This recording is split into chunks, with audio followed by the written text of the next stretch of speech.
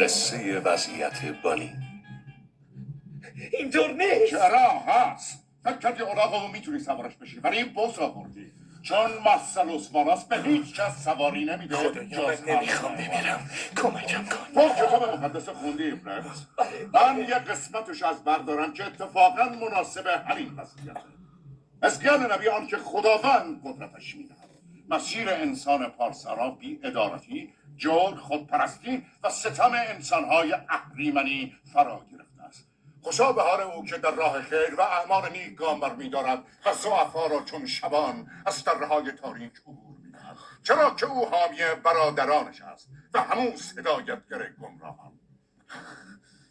پس برای کینخواهی با قلبی آکند از نفرت بر تو فرود خواهم آمد تا آنان که بر نابودی برادرانم کمر بستند نابود سازم. پس بدان که این اراده خداوند است آنگاه که انتقامم را بر تو نازل می کنم.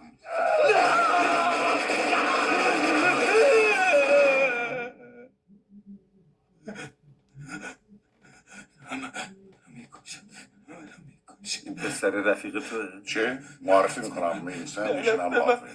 بهش بگو خفه شده رو اعصابم را میره. ماروین جای تو بودم خفه خون میگرفتم. بمیرین کسافت یاشان، بمیرین.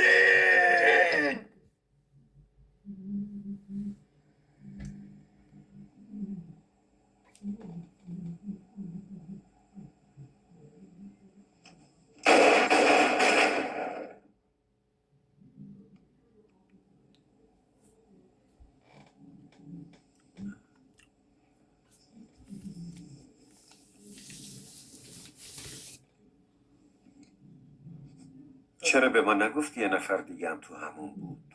از ذهنت پری؟ یادت رفته بود یه نفر با یه اسلحه فیل کش تو همونه؟ نه. قد و قواره اسلحه‌ای که به موشلی کرد دیدی از خودش خونتر.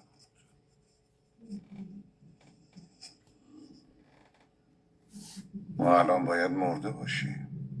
آره شانس آوردی. نه این شانس نبود. ممکنه. این مشیت الهی بود. تو میدونی مشیت الهی چیه؟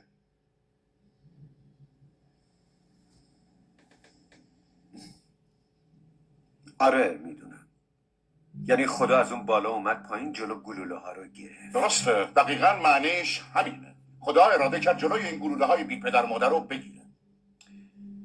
گمونم بهتر از اینجا بریم جولز. این اتفاق دست کم نگیر، یکم فکر کن. تو الان شاهد یه معجزه بودی مرد. آره این چیزا پیش میاد.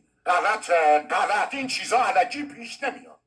به نظر تو بهترین بحث رو تو ماشین ادامه بدیم یا گوشه زندون در جوار پلیسا؟ ما الان باید مرده باشیم دوست عزیز. اتفاقی که الان شاهدش بودیم یه معجزه بود. من میخوام تا اینو درک بکنیم. خیلی خوب یه معجزه بود. رضایت میدی بریم؟